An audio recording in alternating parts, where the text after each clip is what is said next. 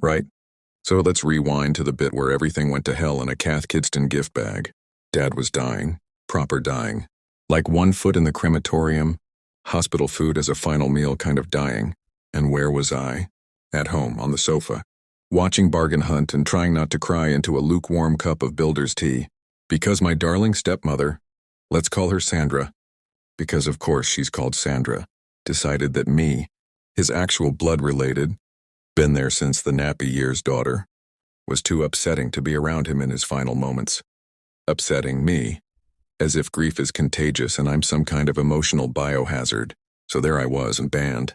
No hospital visits, no phone calls, not even a sodding voicemail, just radio silence, which ironically is the loudest kind of heartbreak, really.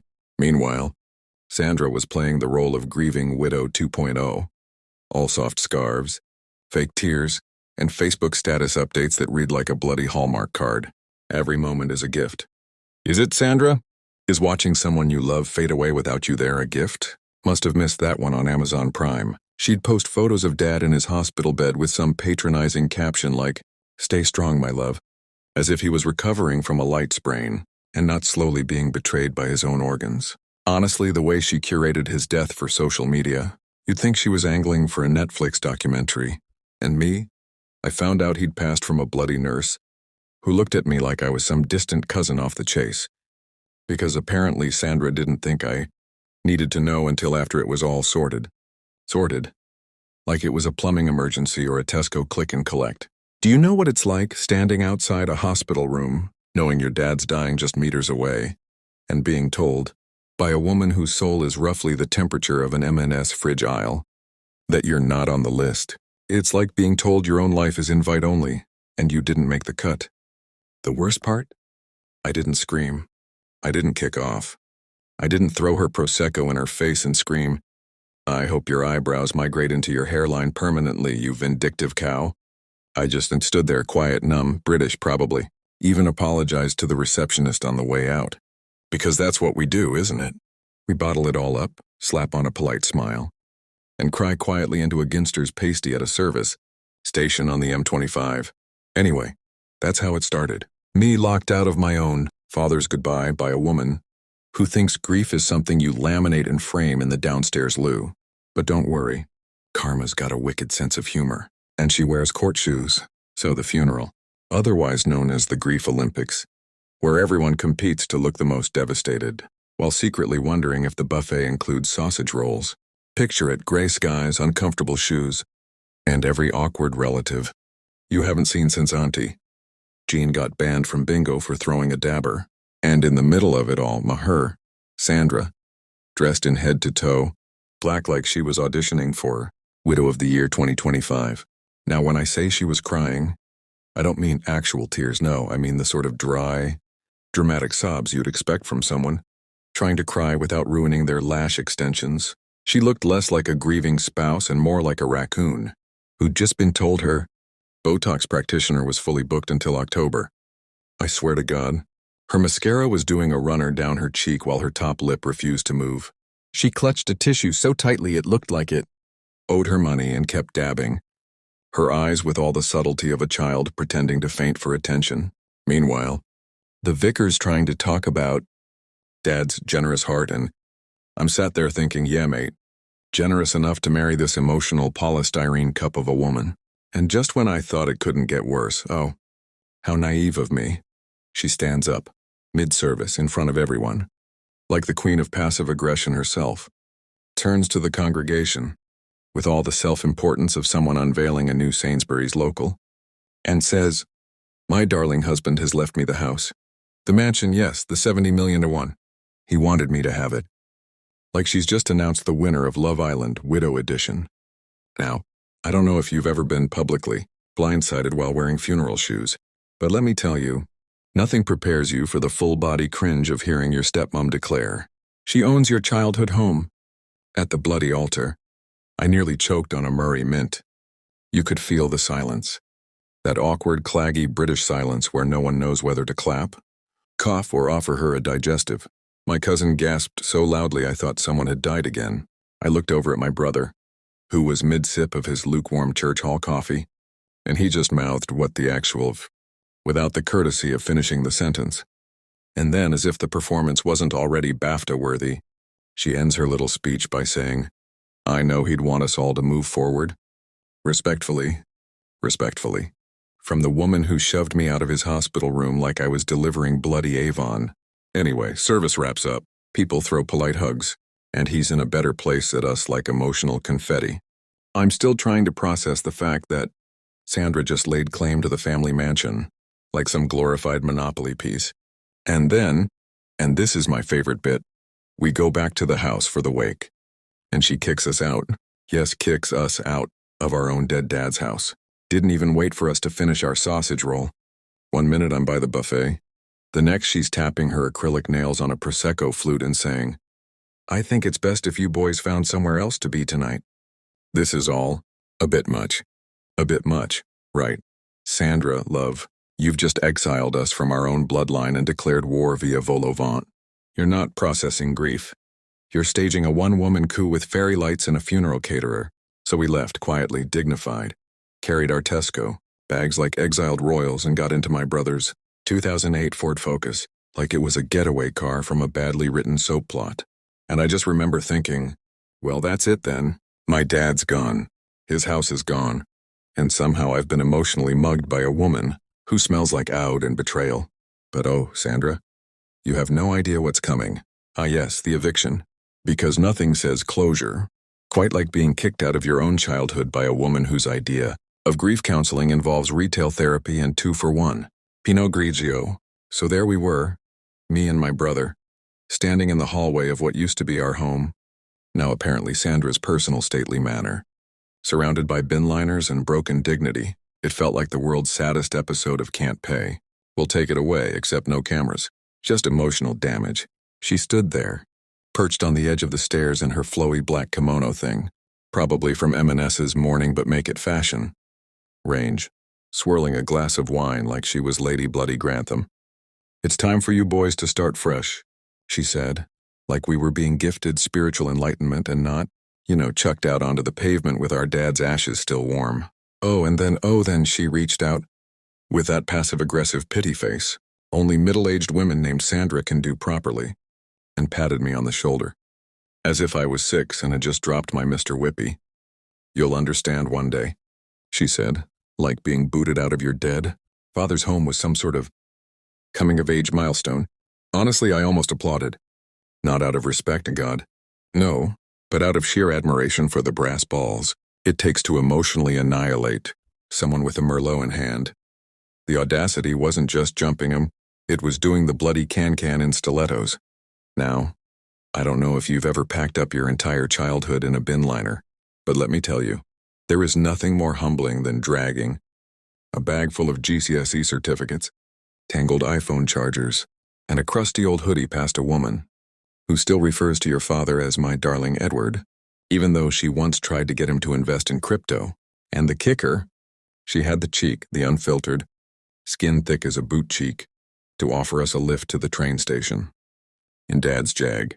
Only if you're stuck, she said, clutching the car keys like some warped gesture of kindness. Like, thanks, Sandra. Really, would have loved to spin in the car. I literally learnt to drive in before you booted. Me out like a badly behaved Labrador. My brother looked at me like, don't you dare accept that lift? And I just nodded.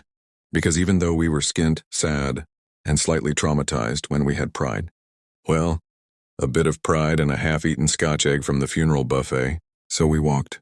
In the rain, obviously, because of course it started raining. Like some pathetic fallacy subplot written by a GCSE English student called Declan, I looked back at the house, our house, the one where Dad taught me how to ride a bike and nearly took his own eye out doing it. The one with the wonky tap in the downstairs loo and the dent in the banister from when I launched a remote-controlled Delec at my brother in 2004.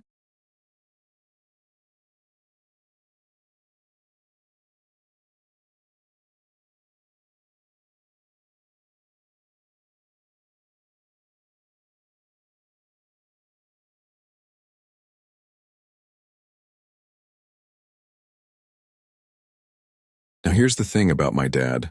For all his flaws, and God, there were a few, including but not limited to marrying Sandra. The human equivalent of a scented bin liner. The man wasn't entirely daft. Tragic taste in women, yes. Emotional availability of a microwave jacket potato, sure. But stupid? Nah, not where it counted. Because while Sandra was out here prancing about the mansion like she was hosting Selling Sunset Essex Edition, my dear old dad had left a little plot twist behind. You see, the house of that massive, sprawling 70 million bit of real estate she'd basically claimed like she'd found it at the back of the sofa wasn't actually his. Not really. Oh, no. The mansion was part of a trust, and not just any trust. A legally airtight solicitor-signed tax-avoiding marvel of a trust. In my name, not Sandra's. I know. I nearly dropped my Greg's steak bake when I found out too. Turns out, a few years before the Botox gremlin slithered her way into our lives, Dad had set the whole thing up with some crusty old solicitor in Surrey. The type with too many books and a vaguely colonial mustache because, and I quote, "You never know when life will throw a blonde at you, do you, son?" Honestly, should have had it embroidered on a tea towel. Now, because Dad was, at heart, a chaotic legend with no organizational skills, he never actually mentioned this trust after the wedding. Probably got distracted by Sandra's healing energy and her obsession with salt lamps. But he had the foresight, or paranoia, to leave all the paperwork in a very specific place. The glove box of an old Mini Cooper he hadn't driven since 2013. Guess who found it? Go on. Guess who dug it out in a rage-fueled nostalgia spiral the day after we got evicted? Yours truly. Me, the bin liner clutching orphan with tear-stained cheeks and an axe to grind. I opened that glove box looking for a napkin to cry into, and came out with the legal equivalent of a middle finger. The moment I saw the folder with my name on it, in Dad's awful handwriting that looked like a spider on meth, I knew. I knew Sandra was going to choke on her next glass of Waitrose Merlot. So I took it to a solicitor, a proper one who didn't smell like tweed and gout, sat there heart racing, while this woman in oversized glasses flicked through the documents like she was reading the next twist in a crime novel. She looked up at me, smiled, and I'll never forget this, and said, "Well, she's in for a bit of a shock, isn't she?" Reader, I felt alive, because that $70 million mansion, that her house, her sanctuary, her sacred grieving space, it wasn't hers. Legally, emotionally, spiritually it was mine. All hers to redecorate in beige and brag about on Facebook. Right up until the moment she realized she'd essentially spent a small fortune renovating someone else's living room. So while she was sipping rosé on my veranda, posting filtered selfies captioned "New Beginnings," I was sitting across from a solicitor, drinking a very warm Ribena from a paper cup, plotting the most delicious legal revenge known to man. And the best part? She had no clue. No idea she was living in a house that was never hers. No idea that I held the paperwork that could turf her out faster than you can say, "Dear valued tenant." No idea that her little empire was built on sand and that I, the tear-streaked son she emotionally curb-stomped, was now holding the bloody sledgehammer. Oh, Sandra, sweetheart, you really should have read the small print. Or at the very least, not been such a cow. You ever watch someone confidently walk into their own downfall wearing heels they absolutely can't afford? Because I did. Her name was Sandra, and she was strutting around my mansion like a budget Cruella with a yoga addiction and a serious case of main character syndrome. She'd taken to floating around in white linen caftans and drinking overpriced kombucha, like she was manifesting inner peace, not squatting in someone else's legal property. I half expected her to hire a life coach and start filming TED Talks in the conservatory. And me? I didn't scream. I didn't cry. I didn't throw a single decorative cushion. I just smiled. That particular smile, you know the one. The one you give when someone swipes the last sausage roll at a buffet, but you know it's still frozen in the middle. The smile you wear when Karen from HR steals your mug, not knowing you've just wiped it down with a mop you used in the men's loos. That smile. Because the solicitor, already typing up the most gloriously civil, soul-destroying letter in legal history. "Dear Mrs. Sandra," it began, which, in solicitor speak, is the same as, "Listen here, you delusional land leech." And oh, I wish I could have been a fly on the gilded wallpaper when she read it. You see, the thing about revenge is, everyone expects it to be loud, screaming, door-slamming, EastEnders-level drama. But real revenge? The truly delicious kind. It's quiet, paperwork, polite tone. A single envelope delivered on a Tuesday afternoon that cracks your entire reality like an Easter egg full of thumbtacks. She was probably halfway through planning her next Botox top-up when it landed on the doormat. Probably thought it was from the spa, or some other overpriced place that sprays lavender at your face and calls it wellness. Instead, it was a legal throat punch wrapped in Times New Roman. Boom, instant silence. Meanwhile, I was in my modest little flat, the one with suspicious plumbing and a neighbor who thinks dubstep is appropriate at 3 a.m., sipping a cup of tea, like a pensioner who's just outlived her fifth husband, absolutely serene. I didn't need to yell. I had legal documents. I didn't need to plot. I had the British legal system, and I'm slow, brutal, and quietly devastating, like a passive-aggressive note on your windscreen. And Sandra? She had no clue the caftan party was about to end. 1 minute she's redecorating the guest room with throw pillows that cost more than my car insurance. The next she's reading that her forever home is actually mine, and she's got 30 days to vacate or face a court date. Karma? Oh, she wasn't coming. She'd already arrived. In Louboutin, with a solicitor's letter and a faint whiff of retribution, and I just smiled. Because honestly, I didn't want revenge. I didn't want drama. I just wanted her to experience what it felt like to be dismissed, to be ignored, to be told politely, firmly, and with absolutely no emotional cushioning, that you don't belong, that it isn't yours, that the game's over. And when that moment hit, when Sandra realized she'd built her post-widowhood empire on sand and self-delusion, I didn't even gloat. Okay, I did a bit, but mostly, I smiled. So picture this, 1 week post-funeral. Sandra's gliding around the mansion in a silk dressing gown that screams, I brunch with minor. Royals, probably sipping something fizzy, pretending it's grief and not Prosecco from the co-op. Doorbell rings. She flutters to the front entrance, probably expecting another flower delivery or one of those insufferable neighbors with a sympathy quiche.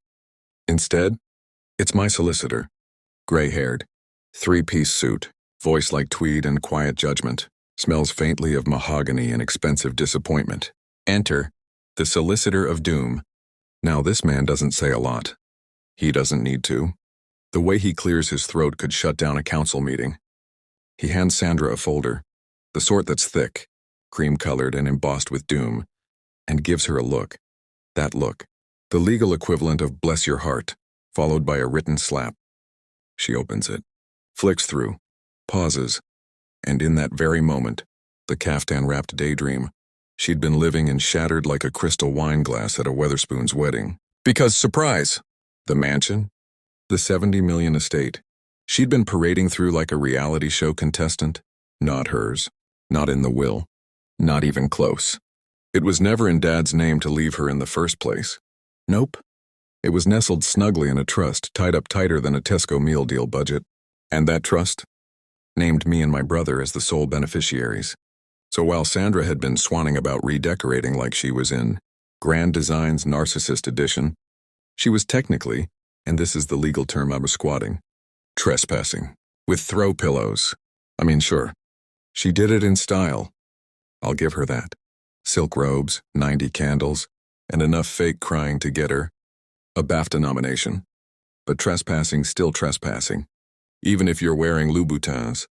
And the solicitor, bless him, was almost obscenely polite about the whole thing.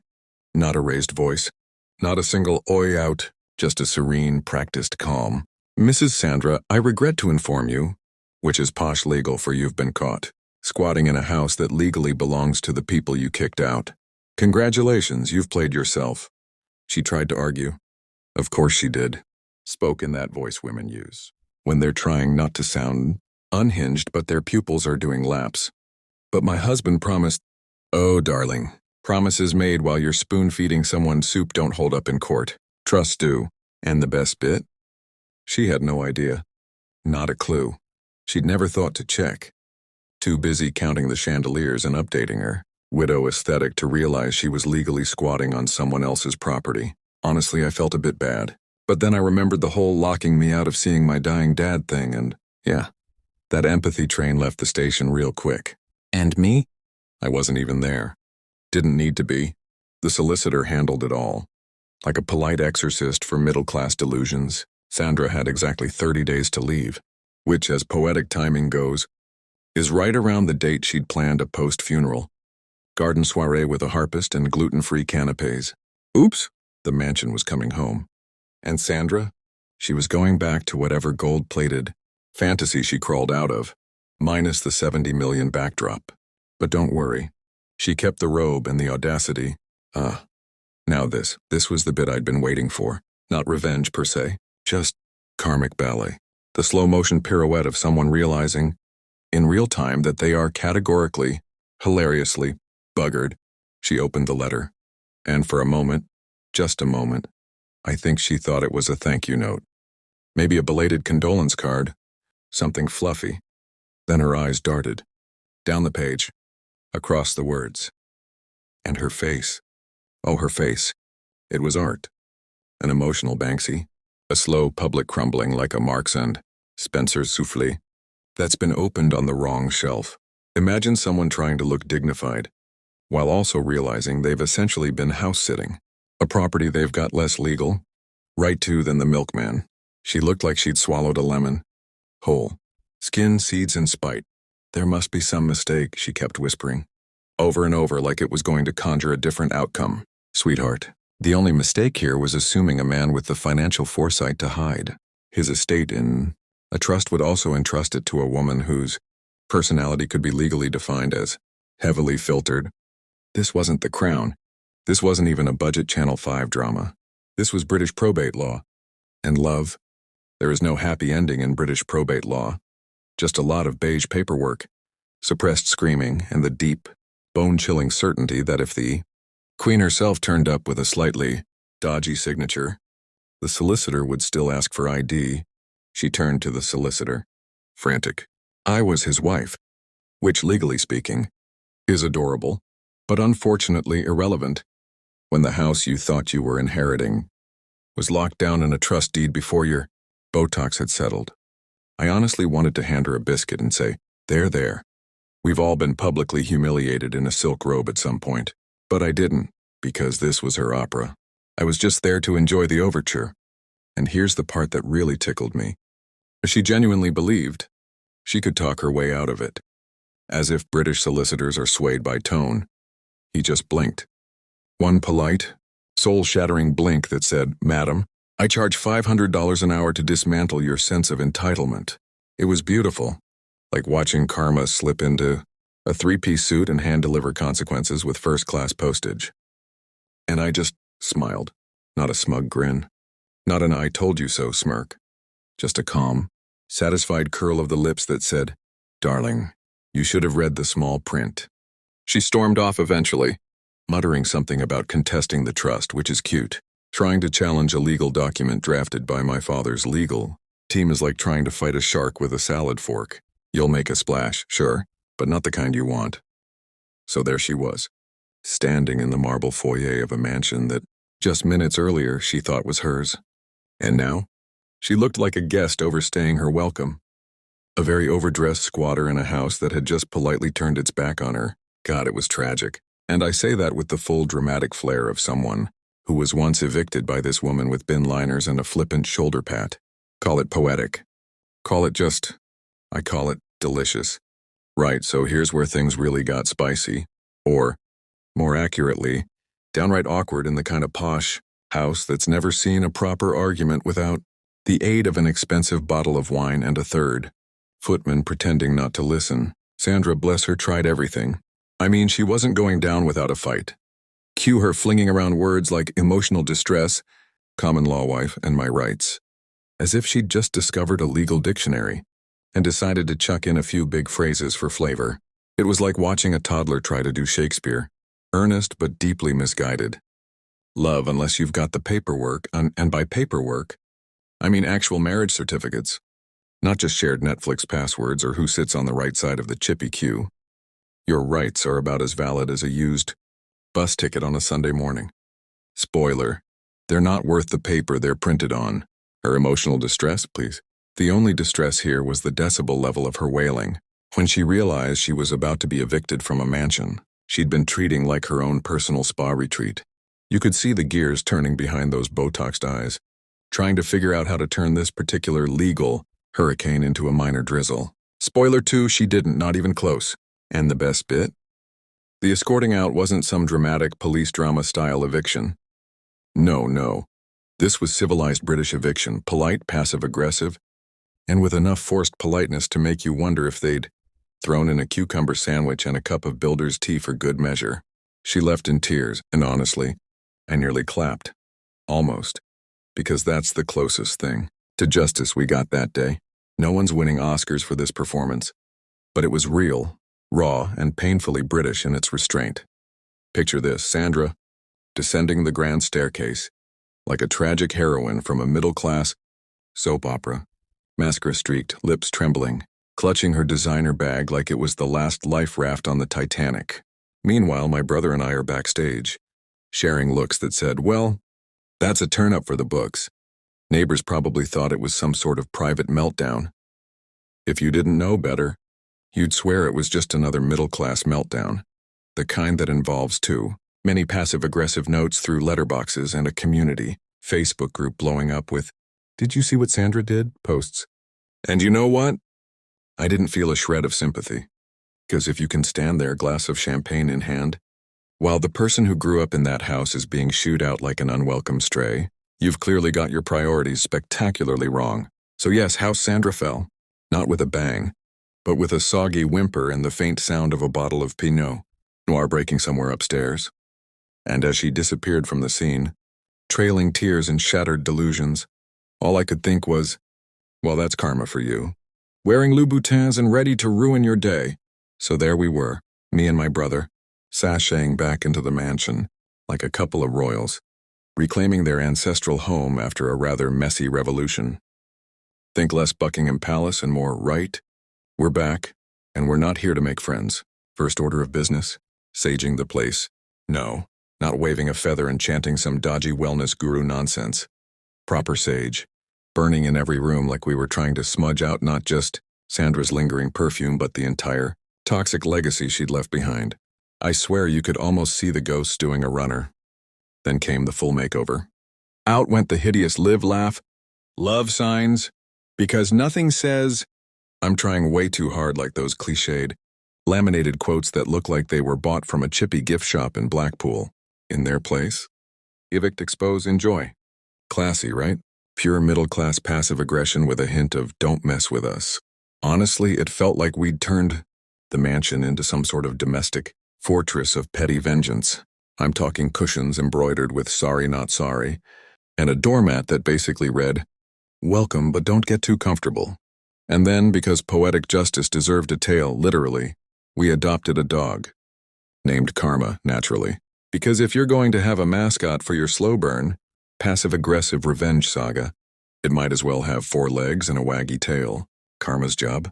Look innocent, sit prettily in the hallway, and occasionally bark at anyone who dared ring the doorbell like it was the queen herself showing up unannounced. Honestly, if looks could kill, our neighbors were probably too scared to even collect their post. The whole thing was a glorious mess of emotional chaos. Picture me, pacing the kitchen with a cup of tea that's gone cold because I'm too busy plotting the next passive-aggressive masterpiece and maybe leaving post-it notes around the house with cryptic messages like, some people just don't know when to leave, or hope you enjoyed your stay. We sure didn't. And my brother?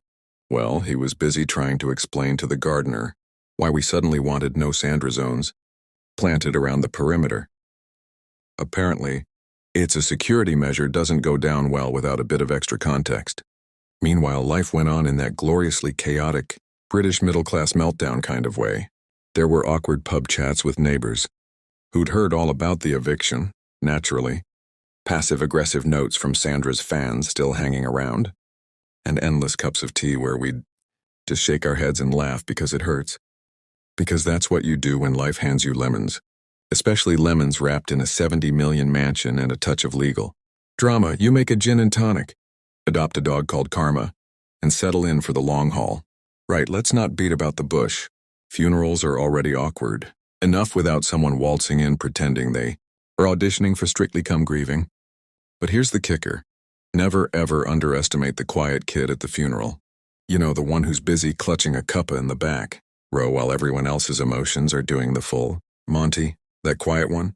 He might just own the blasted house.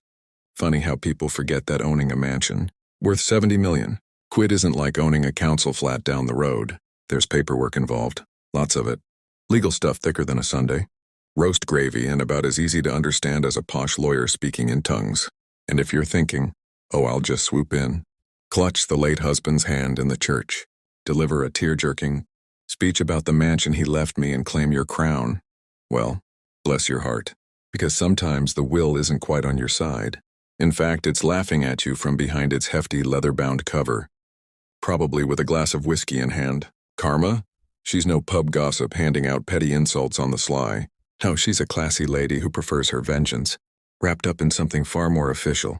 A trust fund. The kind that says, nice try, love, but this house belongs to the rightful heirs. And by heirs, I mean me and my brother. So here's the lesson. If you're into those, and I'm only mildly sarcastic about this, don't go messing with family legacies unless you're ready for the paperwork battle. Voyala. Because if you think charm and a couple of well-timed crocodile tears will get you the keys, you're about as wrong as a raincoat at Glastonbury. And trust me, that lesson stings more than a cold cup of tea on a Monday morning after a dodgy weekend. In the end, all the drama, the shouting, the passive-aggressive notes, the legal letters, it's just a reminder that life's a messy pub quiz where no one really knows the answers, but everyone's desperate to win the prize. Just remember, sometimes the prize isn't what you think it is, and sometimes karma's got a better lawyer.